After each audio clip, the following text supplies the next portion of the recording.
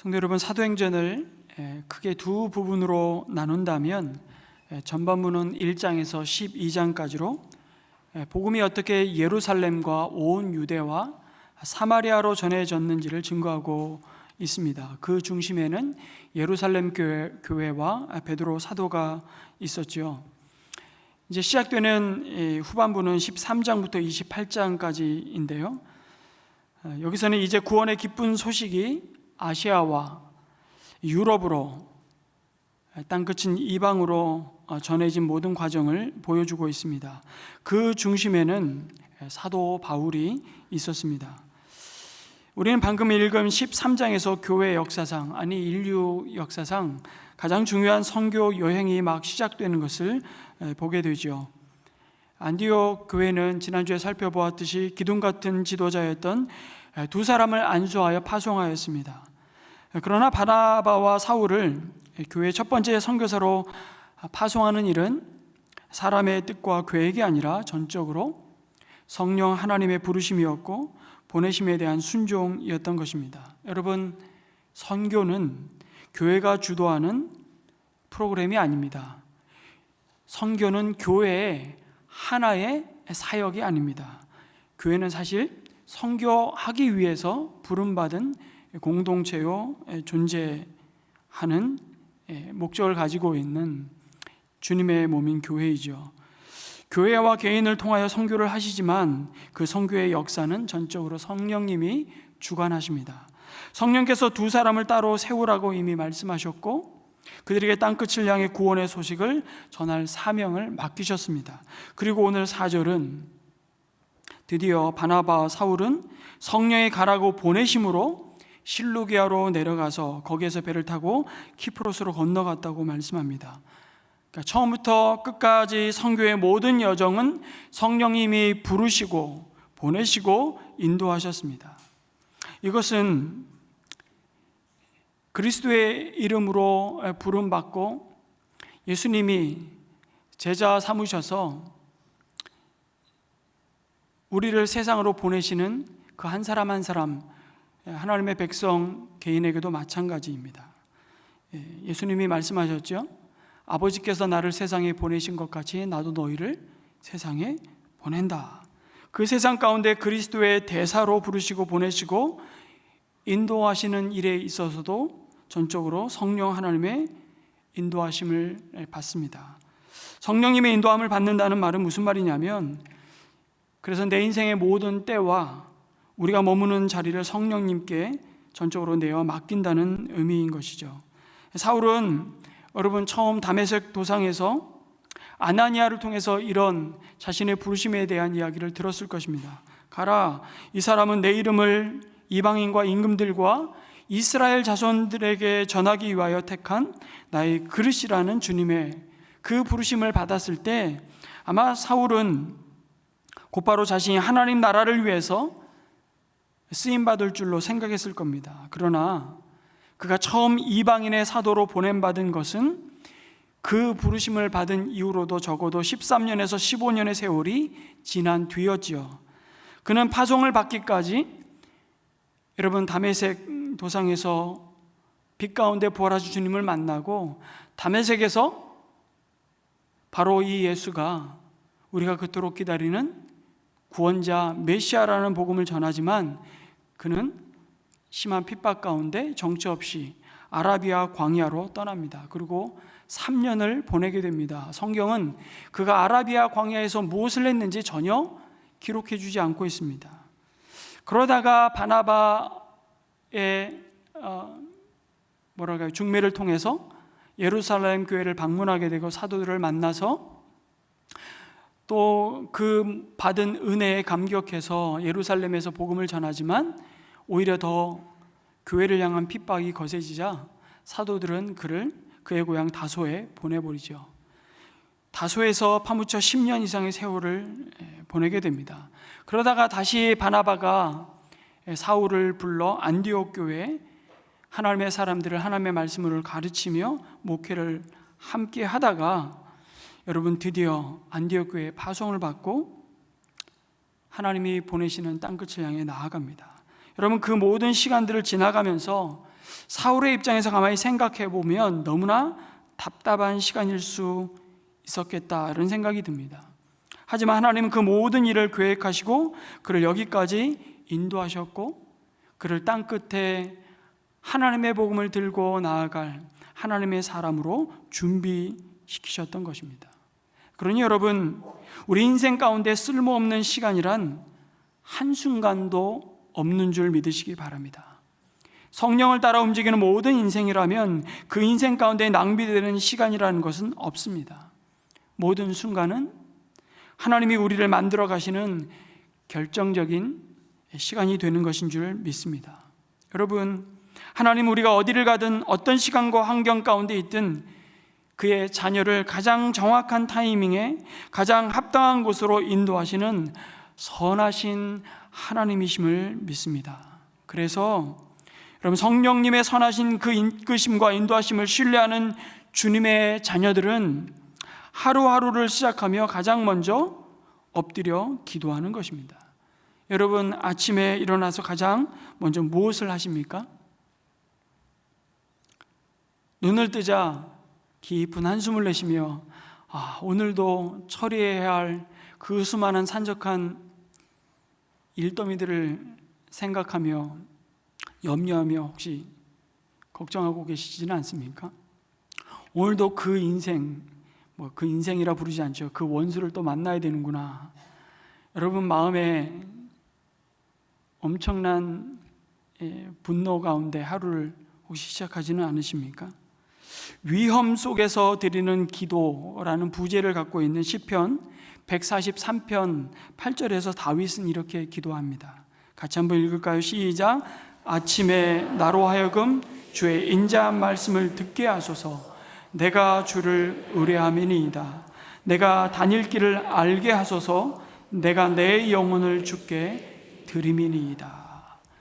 여러분, 다윗의 고백은 어떤 상황 가운데 드렸다고요? 위험 속에서 드리는 기도였습니다.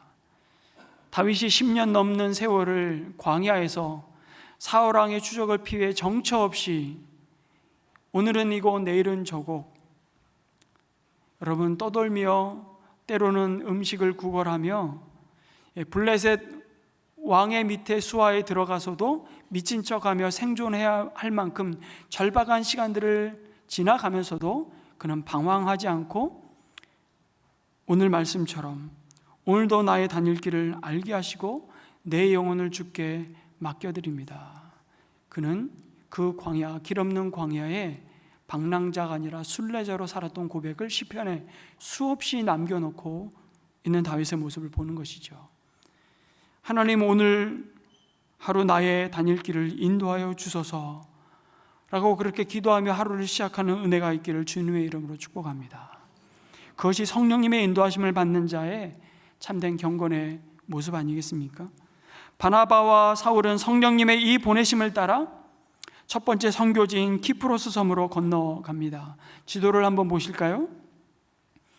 여러분, 안디옥에서 가장 가까운 로마 제국에 군대가 있는 항구 실루기아로 내려가서 배를 타고 구브로 섬, 번역을 개혁해 준 구브로라고 했는데 키프로스 혹은 사이프러스 섬이죠.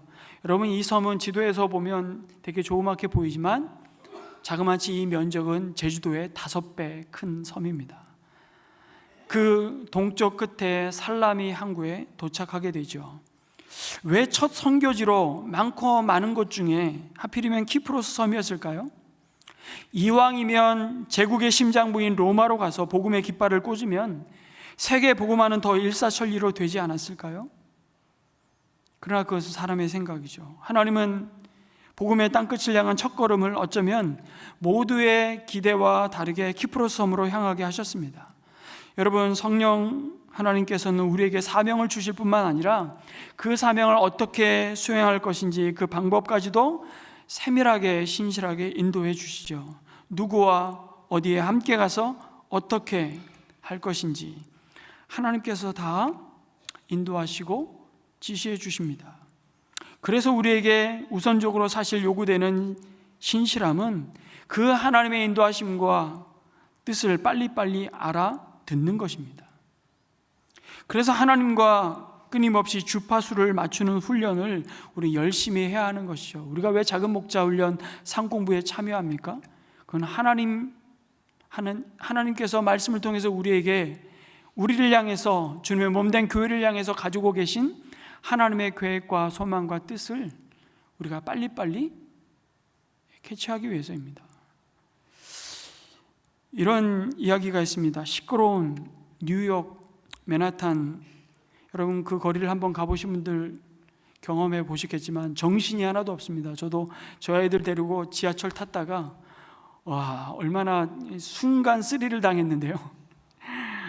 정말 정신없는 곳이잖아요. 근데 그 뉴욕 거리에서 인디언과 백인 친구 두 사람이 걷고 있는데, 인디언이 그 백인 친구에게 친구야 무슨 소리 안 들리냐고 이렇게 묻는 것입니다. 너무 시끄러운 소음으로 가득 찬 도시에서 뜬금없는 질문처럼 생각한 백인 친구가 인디언에게 무슨 소리가 들리냐고, 수많은 경적 소리, 오고 가는 사람들, 네온 사인의 소리들. 그런데 그 인디언이 이렇게 말하는 겁니다. 귀뚜라미 소리 들리지 않냐고. 백인 남성이 믿기지가 않아서 이렇게 시끄러운 뉴욕에서 어떻게 귀뚜라미 소리를 들을 수 있냐고. 새벽 미명에 조용한 때 요즘에 이제 귀뚜라미 소리가 들리기 시작하잖아요. 그런 때나 들리는 것이지. 근데 인디언 주머니에 있는 동전 몇 개를 그 인디언 친구가 꺼내서 길거리에 던졌습니다. 그러자 지나가던 사람들이 모두 동전이 떨어지는 소리에 귀를 기울이고 그 시선을 그 떨어진 동전을 바라보고 있는 장면이 연출된 거죠. 인디언이 백인 친구에게 이렇게 말했습니다. 친구야, 너는 네가 듣고 싶은 소리만 들은 거라고.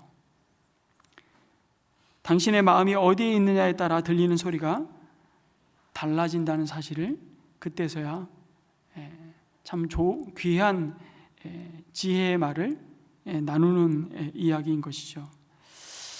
여러분, 우리의 주파수가 하나님의 말씀에 집중하고 있으면 어디로 가야 할까 염려하며 두려워할 필요가 없다는 사실입니다. 바나바와 바울을 그렇게 이끌어 가신 그곳이 바로 바나바의 사실은 고향이었습니다. 선교의 첫 단추를 끼는데 바나바도 사울도 여러분 얼마나 긴장했겠습니까? 우리의 수준을 너무 잘 아시기 때문에 처음에는 거기에 딱 맞춰서 하나님이 시작하게 하신 것 같습니다. 그래서 바나바의 고향이 첫 선교지로서는 어쩌면 가장 익숙한 곳이었고, 그가 큰 밭을 팔아서 사도들의 발 앞에 두었던 그 밭도 아마 그의 고향 키프로스 섬 어딘가에 있었을 것입니다. 그러니까 어느 곳보다도 안정감을 갖고 선교를 시작할 수 있는 최적의 땅끝이 아니었을까 싶습니다. 또 뿐만 아니라 바나바 입장에서는 자기 친족들을 향해서 이 복음을 가장 먼저 전하고 싶은 그 갈망이 크지 않았을까요? 그리고 사도행전 11장 20절에 보면 우리가 이미 살펴보았듯이 안디옥에 어떻게 복음이 전해지게 됐는지를 알 수 있습니다. 키프로스 사람과 구레네 몇 사람이 안디옥에까지 찾아와서 그리스 사람에게도 말을 하여 주 예수를 전하였다고 사도행전 11장 20절에 말씀하고 있지 않습니까? 그래서 생겨난 교회가 안디옥 교회였습니다. 그러니까 안디옥 교회의 시작은 어떤 점에서는 이 키프로스 사람들로부터 시작되었던 것이죠. 그렇다면 안디옥의 성도들은 키프로스 성도들에게 사랑의 빚을 지고 있었던 것 같습니다. 이름도 기억되지 않는 무명의 전도자들이 키프로스에서 안디옥까지 와서 자신들에게 복음을 전해 주어서 교회가 생겨난 것입니다. 그런데 그 교회가 성장하고 이제는 그 복음의 빚을, 은혜의 빚을 지고 있다가 교회가 선교사를 파송하게 되니까 아마 성도들의 마음이 성령님의 감동하심과 아마 그 마음이 모아주심을 아마 경험했던 것 같습니다. 제일 먼저 복음에 빚진 그 키프로스 섬에 복음을 전하러 가게 되지 않았을까 싶은 것이죠. 이렇게 놓고 보면 오늘 이야기는 굉장히 정말 아름다운 메시지를 우리에게 주고 있는 것 아니겠습니까? 우리 교회 한 성도님이 한 번은 아프리카를 위해 사용해 달라고 굉장히 큰 수천만 원의 헌금을 하나님 앞에 드렸습니다. 근데 구체적으로 어디에 어떤 목적으로 그 헌금을 사용해 달라고 말씀하시진 않았기에 우리는 기도하는 중에 한 가지는 얘기하시더라고요. 우물을 파는 사역에 꼭 이 일부분은 좀 썼으면 좋겠다고. 그래서 우간다에 우물을 파는 사역을 하는 우리 선교사님을 우리 만나게 되었고, 그래서 우물을 파고 그들이 아주 신선한 물을 먹고 마을의 축제를 벌이는 놀라운 하나님이 행하시는 일들을 또 경험하게 되고요. 또 한 번은 에티오피아의 보라나 종족이 자신들이 읽을 수 있는 문자로 된 성경을 한 번도 손에 쥐어본 적이 없는데 그 보라나 종족의 언어로, 부족의 언어로 성경이 번역이 되고 수천 권의 성경책을 인쇄할 비용이 없었는데 그 비용을 보내게 되었습니다. 그러면서 그들이 성경을 갖게 되고 감격하는 모습을 선교사님을 통해서 또 나누게 되고, 그 선교사님 저에게 방문하셔서 함께 대화를 하면서 정말 하나님의 때에 하나님이 정말 필요한 선물을 이 종족에게 주셨다고 감사하는 고백을 나누었던 기억이 있습니다. 여러분, 그런데 이렇게 아프리카를 위해서 헌금을 드렸던 이유를 확인해 보니까 본인이 아프리카에 머물렀었던 그 은혜가 너무 크고 돌아보니 너무 감사했던 것입니다. 그래서 그 은혜의 빚을 그렇게 갚게 하시는 하나님의 또 다른 은혜가 은혜를 낳는 감사의 고백 그리고 헌신이었던 것이죠. 여러분, 저는 계속해서 이런 소망을 해봅니다. 우리 은혜샘물교회를 통해서 누군가 복음을 듣게 되고 또 하나님을 만나게 되고 그것이 감사해서 복음에 빚진 마음으로 살다가 또 누군가에게 복음을 전하는 그 아름다운 이야기가, 복음의 기쁜 소식이 계속 쓰여져 이어가기를 간절히 소원합니다. 그런데 오늘 5절에 보니까 그렇게 그들이 키프로스 섬의 동쪽 항구인 살라미에 이르러 가장 먼저 문을 두드린 곳이 어디입니까? 유대인의 회당이었다고 말씀합니다. 앞으로 보시면 알겠지만 사도 바울이 1차, 2차, 3차에 걸친 선교 여행을 계속하면서 가는 도시마다 가장 먼저 복음을 전한 곳이 사실은 유대인의 회당에 들어가서 유대인들에게 복음을 전하죠. 왜 유대인의 회당으로 먼저 갈까 유추하기 어렵지 않습니다. 사도 바울은 누구보다도 유대인들의 소망을 알고 있었기 때문입니다. 그들에게 필요한 복음을 알고 있었고요, 어떻게 전해야 하는지도 알고 있었습니다. 하나님을 가장 잘 믿고 있다고 여기는 유대인들이 사실은 정확히 어떤 점에서 하나님을 떠나 있는지를 사도 바울은 잘 알고 있었습니다. 그토록 유대인들이 메시아를 기다렸음에도 어째서 이미 우리 가운데 오신 메시아를 거절하게 되었는지, 그리고 예수님이 바로 그들이 기다리는 메시아임을 잘 전할 수 있는 길도 사울은 누구보다도 잘 알고 있었기 때문입니다. 왜냐하면 유대인 중에 유대인으로서 예수 그리스도의 복음을 가장 대적하던 자가 바로 사울 자신이었기 때문이죠. 그런데 참 아이러니하죠. 가장 잘 설득할 수 있는 자신감이 있었던 유대인들이 모인 회당에서 바울은 가장 많은 시기와 핍박과 조롱과 무시를 당했습니다. 그리고 사실은 가장 열매가 없기도 했습니다. 그럼에도 사도 바울은 어떤 도시를 가나 가장 먼저 유대인의 회당에 들어가서 복음을 전했습니다. 사도 바울은 비록 이방인을 위한 사도로 부름받기는 했지만 이방인들만의 사도는 아니었던 것이죠. 그리고 더 나아가 사울은 정말 지독하게도 자기 민족을 사랑한 사람이었기 때문입니다.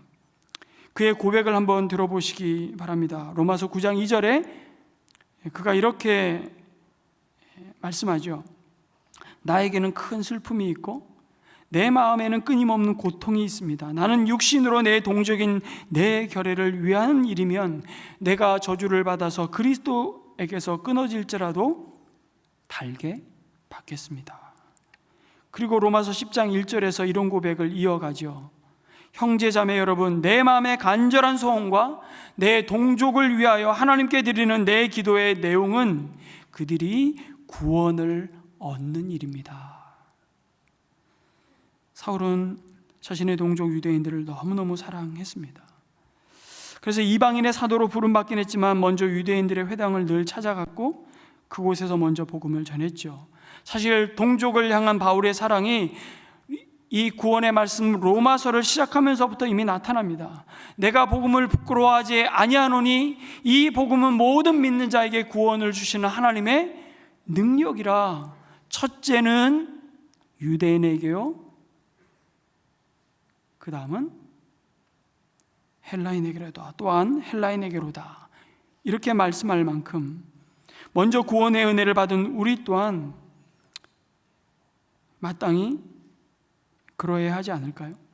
우리가 믿지 않는 많은 사람들에게 내가 먼저 받은 이 복음의 은혜를 나누고 전하기 위해 애를 씁니다. 그러나 우리가 먼저 향해야 될 대상이 있다면 사랑하는 가족이 되어야 할 줄로 믿습니다. 그게 어떤 면에서는 가장 자연스러운 복음의 은혜를 선물로 구원의 은혜를 받은 자의 반응 아니겠습니까?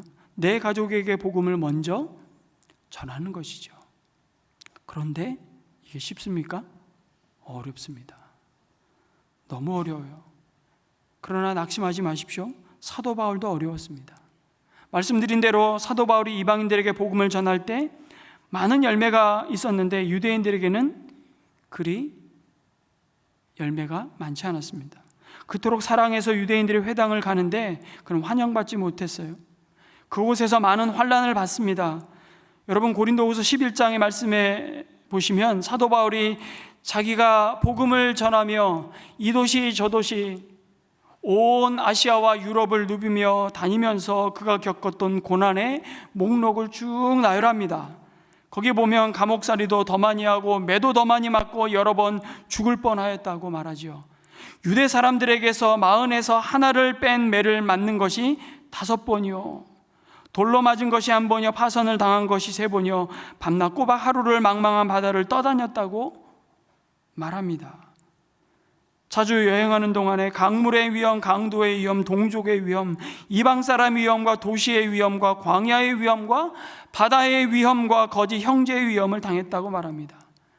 수고와 고역에 시달리고 여러 번 밤을 지새우고 줄이고 목마르고 굶고 추위에 떨고 헐벗었다고 얘기하죠. 여러분, 이건 절대로 과장이 아닙니다. 이 중에 가장 아팠던 게 뭐였을까요? 내가 40에 하나 감한 매를 5번을 맞았다고 말하는 것입니다. 이것은 육체적인 물리적인 고통이 가장 극심했기 때문이 아닙니다. 여러분, 그 40에 하나 감한 매를, 그 채찍을 어디서 맞았을까요? 여러분, 성경에 40대까지는 때리거니와 그 이상은 때리지 말라는 말씀이 있습니다. 유대인들은 40대까지만 채찍질했습니다. 근데 실제로 39대까지만 때렸답니다. 왜냐하면 사람이 세다 보면 숫자가 헷갈릴 때가 있잖아요.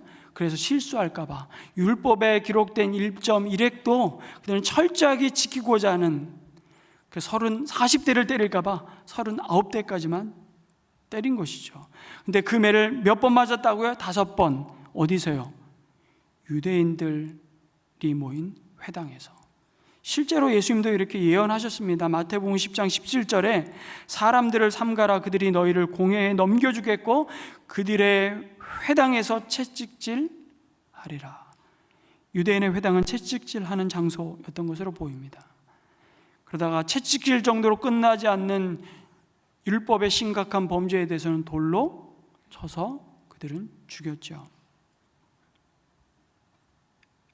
마태복음 23장 34절에서도 주님의 백성들이 받을 환난에 대해서 미리 예언하시고 경고하셨습니다.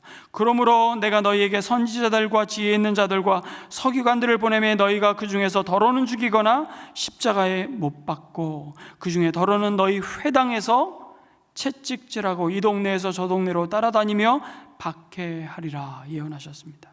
놀라운 것은 사도 바울이 회심하기 전에 예수 믿는 자들을 박해할 때 자기도 회당에서 그리스도인들을 채찍질한 적도 있었다는 고백입니다. 여러분, 다메섹에서 예수님을 만난 그 회심의 순간을 사도행전 9장과 22장과 26장에서 반복해서 간증하고 언급하는데, 22장에 보면 9장에서 언급하지 않는 내용이 추가돼서 자신의 간증을 나누는데 이런 내용입니다. 간증하거든요. 거기서 주님, 내가 주님을 믿는 사람들을 가는 곳마다 어디서요? 회당에서 잡아가두고 때리고 하던 사실을 사람들이 잘 알고 있습니다 라고 고백하죠. 그러니까 사도 바울도 예수 믿는 사람들을 박해할 때 무슨 짓까지 한 거예요?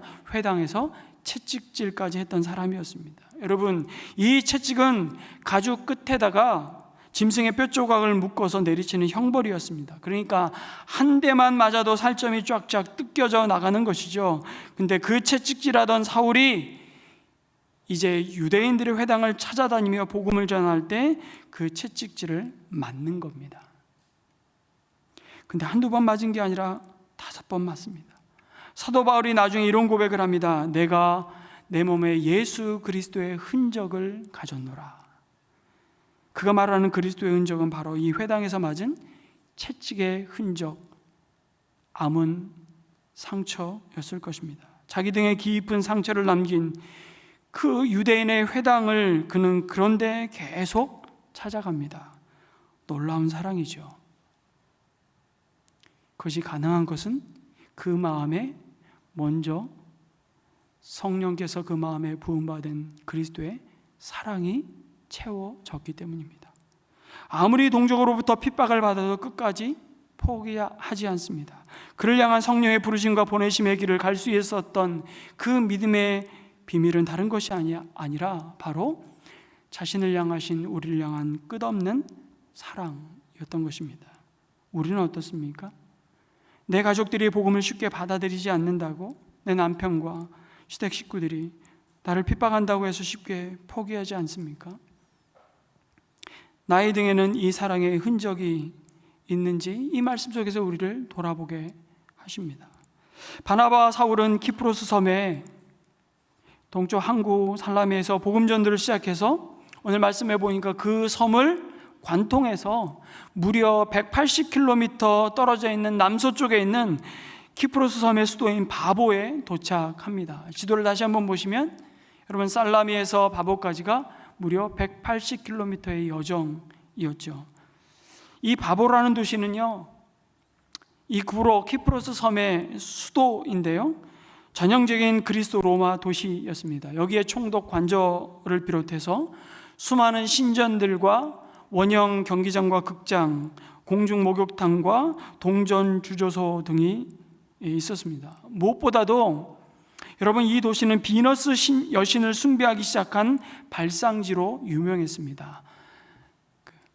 라틴어로 하면 아프로디테 신전이죠. 그래서 당시 자료에 보면 로마 제국 가운데 가장 합법적으로 온갖 죄를 저지를 수 있는 곳이 이 바보였다고 합니다. 정말 바보 같은 도시죠. 그래서 왜 이 지명을 바보라고 번역했는지는 잘 모르겠어요. 원래 이름은 파포스입니다. 멋있잖아요. 근데 이걸 한글 개역 개정에 바보라고 했어요. 바보 같은 번역이에요. 바보 껐으면 좋겠어요. 파포스라고. 구브로라고 번역하는 겁니다. 키프로스라 번역한 게 맞죠. 새 번역이. 새 번역은 여전히 이거는 안 바꾼 것 같아요. 파포스. 여러분, 이 도시에서 바나바와 사울은 두 사람을 만나게 되죠. 한 사람은 바예수라는 마술사로 엘루마라고도 불렸던 유대인 거짓 예언자였습니다. 그리고 또 다른 한 사람은 바예수라는 마술사에 사로잡혀서 총명한 사람임에도 악한 영에 사로잡혀 진리의 빛을 보지 못하는 그 섬을 다스리는 총독 서기오 바울이었습니다. 여러분, 바예수라는 이름의 의미가 무슨 뜻일까요? 히브리어로 바가 들어간 것은 아들이라는 뜻입니다. 바나바, 그럼 나바, 위로라는 뜻이거든요. 위로의 아들. 디메오의 아들. 바자는 항상 누구의 아들, 그래서 자기 이름에 아버지의 이름을 넣어서 자기 이름을 짓는 거예요. 근데 몽골 사람들이 그렇다고 그러더라고요. 제가 이번에 알았습니다. 몽골 이름에 자기 이름에 항상 아버지의 이름이 들어간대요. 성이 아니고. 그러니까 이런 이제 문화를 갖고 있는 거죠, 히브리인들도. 그래서 예수 그러면 예수의 아들이에요. 얼마나 이름이 기똥차입니까? 예수의 아들, 여호수아의 아들, 풀어서 해석하면 구원자의 아들이라는 뜻입니다. 그러나 그는 구원자의 아들이라는 이름을 가졌지만 사람을 구원하기는커녕 타락하게 만들고 있었던 것이죠. 예수는 총독 서기와 바울을 늘 곁에서 모시는 사람으로 소개됩니다. 그것으로 보아 왕실 점성가였을 것으로 이해됩니다. 우리말로 하면 박수무당이에요. 진짜 신접해서 귀신의 힘을 입고 사람들을 미혹하는 초능력을 갖고 있는 무당인 것이죠. 그는 마술로 사람을 현혹하고 자신의 거짓 예언을 믿도록 가장 그 섬에 가장 고위직에 있는 총독을 꾀었던 사람이었습니다. 그럼에도 이 총독은 청명한 사람이라고 소개되지요. 그것으로 보아서 호기심이 많고 배우려고 하는 자세를 가진 자였던 것으로 보입니다. 비록 그가 바예수의 마술과 거짓 예언에 현혹된 것은 참 어리석은 일이었지만 거기에 만족할 수 없는 어떤 영적 목마름이 있었던 사람이었던 것입니다. 어찌 보면 키프로스 섬에서 가장 복음을 기다린 자, 하나님이 사실은 예비해 놓으신 영혼이라고 말할 수 있습니다. 여러분, 우리에게 혹시 그런 선입견이 있지는 않습니까? 저 사람은 지위도 높고 돈도 많고 너무 유명하고 똑똑하고 모든 사람이 부러워할 만큼 잘 나가는데 뭐가 아쉬워서 예수를 믿겠어? 저렇게 성공하고 바쁜 사람이 복음을 들을 짬이나 있겠어? 여러분, 그런데 놀랍게도 복음을 전하자 기다렸다는 듯이 예수님을 영접하는 분들이 있습니다. 그러니 우리가 전도하는 것 같지만 사실은 하나님이 예배해 놓으신 사람을 그냥 하나님의 때에 그 열매를 우리가 보는 것뿐이죠. 그러니까 우리는 자랑할 것이 별로 사실은 없어요. 그 일에 우리는 역인하게 쓰임받는 것으로 인해서 기뻐하고 감사해야 되는 것이죠. 총독 서기와 바울이 바로 그런 사람이었습니다. 그런데 재밌게도 그의 이름이 뭐라고요? 사도 바울과 같았습니다. 오늘 본문에서 드디어 사울이라는 이름을 마지막으로 앞으로 이어지는 모든 사도행전에서는 사울 자신을 바울로 소개하고 있습니다. 두 이름을 갖고 있었죠. 라틴어로 바울이고 히브리어로 사울이었습니다. 참 공교롭게도 사울은 큰 자라는 뜻이고 바울은 작은 자라는 뜻이에요. 그래서 여기에 의미를 부여해서 우리는 많은 묵상을 하기도 하지만 원래 두 이름을 갖고 있었는데 이제 다니는 곳마다 유대인을 얻기 위해서는 유대인처럼, 이방인을 얻기 위해서는 이방인처럼 그의 이름을 바울로 사용하며 땅끝인 이방인들을 향해 복음을 전하기 시작합니다. 이게 바울이 같은 이름이었어요. 이 사람들 두 사람에게는 여러분 공통점이 있죠. 청명하였다라는 것도 학식을 가진 엘리트였다는 것입니다. 바울도 얼마나 엘리트였습니까? 히브리인 가운데 가말리알 문화에서 여러분 유대인의 미래라고 할 만큼 쟁쟁한 랍비로 훈련을 받았던 사람이 바울입니다. 그런데 서기와 바울도 엘리트였습니다. 그러나 두 사람의 결정적인 차이가 뭡니까? 사도 바울은 길이요 진리요 생명이신 예수님을 만나서 빛 가운데 살고, 서기와 바울은 거짓 예언자 바예수를 만나 여전히 어둠 가운데 살고 있다는 것입니다. 인생에는 두 종류의 사람밖에 없습니다. 예수님을 만나 그분을 믿고 겉으로 보기에는 잘 나가는 인생 같지만 가짜 바예수를 만나 어둠 가운데 사는 사람이 있습니다. 예수를 만나 빛 가운데 사는 사람이 있는 반면에 가짜 예수를 만나 어둠 가운데 사는 사람들이 있을 뿐이죠. 네, 놀라운 일이 시작된 겁니다. 바울이 바울에게 구원의 복음을 전하게 된 것이죠. 마침 서기오 바울이 바나바와 사울을 초청해서 하나님의 말씀을 듣고자 했습니다. 그러나 문제는 거짓 예언자 바 예수가 복음 전하는 바나바와 사울을 방해하고 총독으로 하여금 믿지 못하게 하려고 애를 썼다고 말씀합니다. 믿지 못하게 회방 놓는. 바울은 이제 여러분 선교하러 가는 곳마다 이런 바 예수들을 끊임없이 만날 것입니다. 아니, 복음이 전해지는 어느 시대나 어느 곳에나 일어나는 영적 전쟁의 실상입니다. 구원의 복음이 전해지는 것을 방해하고 복음을 듣지 못하도록 회방하는 일들이 곳곳에서 벌어지고 있습니다. 왜냐하면 총독이 예수를 믿으면 이게 도미노 현상처럼 될 것을 귀신처럼 바 예수는 아는 거죠. 사탄이 제일 싫어하는 것이 그래서 복음 전파입니다. 여러분, 한 집안에서 처음 예수 믿는 사람은 얼마나 힘든 영적 전쟁을 치르는지 모릅니다. 믿음의 1세대가 갖는 영광스러움도 크지만 그 믿음의 1세대가 지불해야 할 대가도 너무 크다는 것을 우리는 종종 주변에서, 그리고 그는 제 자신부터가 너무 뼈저리게 경험했습니다.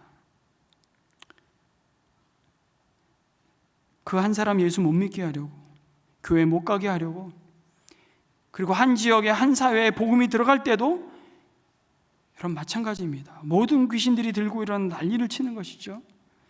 꼬무드 선교사가 스리랑카에서 복음을 전하기 시작하자 승려들이 이유도 없습니다. 몰려와서 승려들에게 무슨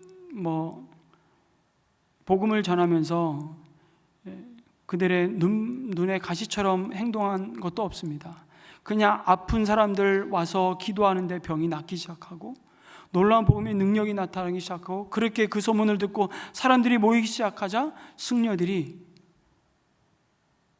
긴장하면서 때로 몰려 우리 단기팀이 갔다가 아주 난리가 났습니다. 경찰들이 막 오면서, 여러분, 그러면서 꼬무드성에서 얼마나 승려들로부터 괴롭힘을 당하고 폭행을 당하고 이루 말할 수 없는, 그 지금도 계속되고 있습니다. 그래서 우리는 기도할 수밖에 없습니다. 이걸 우리는 각오해야 하는 것이죠. 예수 영접 모임 할 때마다 제가 금식을 하는 이유가 이겁니다. 내 힘으로는 사람을 변화시킬 수 없으니까 주님이 복음의 능력으로 역사하시도록 온전히 의탁해야만 하는 것이죠. 그리고 금식은 우리로 결국 무엇입니까? 하나님께 집중하게 만드는 것입니다. 하나님의 시선으로 이 상황과 사람을 바라보게 하는 것이죠. 그 금식을 통한 이 영적 전쟁은 여러분 마귀에게 집중하는 게 아니라 하나님께 집중하는 것입니다. 하나님께서 이 영혼을, 이 상황을 붙드시고 그 마음을 돌이키게 하시고 놀라운 생명의 복음이 받아들여지는 구원의 은혜가 임하기를 주님께 의탁하고 담대하게 복음을 선포하는 것입니다. 바예수가 서기와 바울 총독으로 믿지 못하게 힘썼다는 이 원어의 의미는 사실은 왜곡하다라는 뜻을 갖고 있습니다. 믿지 못하게 하다, 그러니까 왜곡했다는 것입니다. 여러분, 누가 바예수입니까? 하나님의 말씀을 왜곡해서 전하는 자가 바로 바예수입니다. 그런데 왜곡된 하나님의 말씀을 들으면 여러분 진리의 말씀을 더 못 듣게 되죠. 전도를 해볼 때마다 복음을 전하기 가장 어려운 사람이 누구냐면 사실은 불신자가 아니고요, 이단에 한번 빠졌던 사람들에게 오히려 바른 복음 전하기가 그렇게 어렵습니다.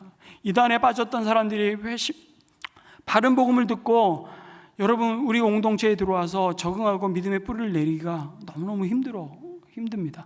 기존 교회에 들어와서 신앙생활하기가 너무너무 힘들어요. 그래서 여전히 방황합니다. 왜 그런 줄 아십니까? 이단은 끊임없이 기존 교회를 아주 진노의 자식들이라고 쇠뇌를 시켜놨거든요.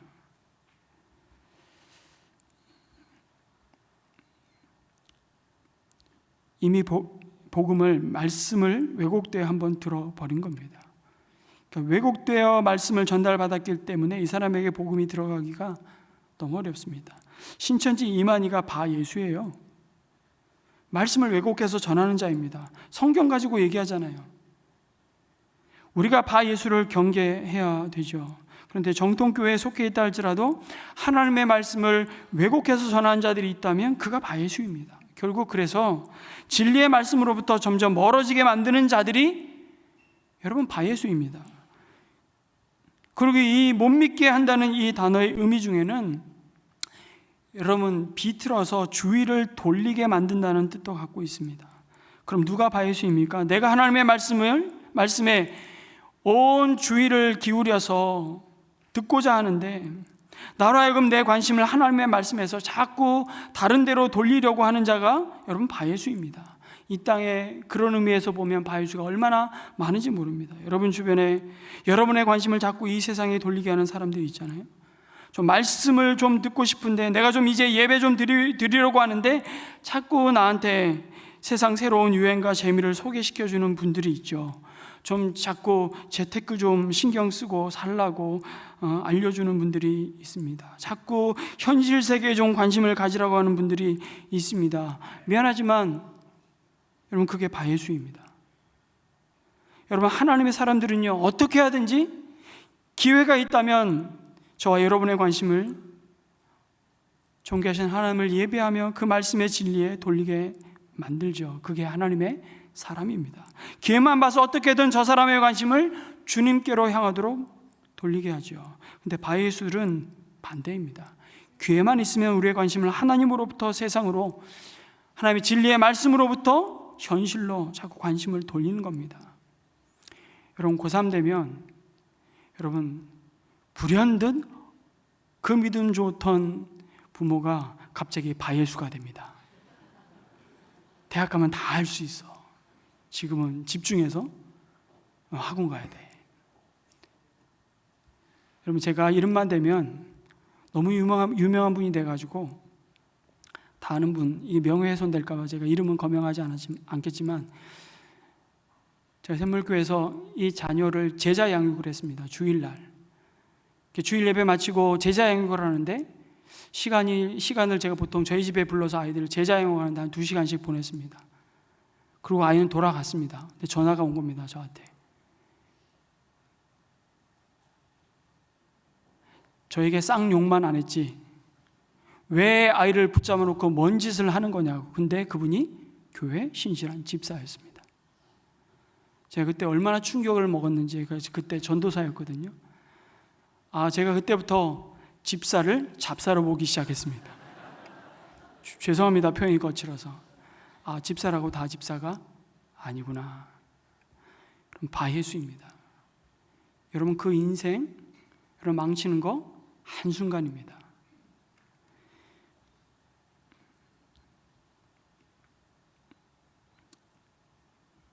자꾸 하나님의 말씀으로부터 현실로 자꾸 관심을 돌리게 만들죠. 이것도 봐라, 저것도 신경 써야 되지 않겠느냐고.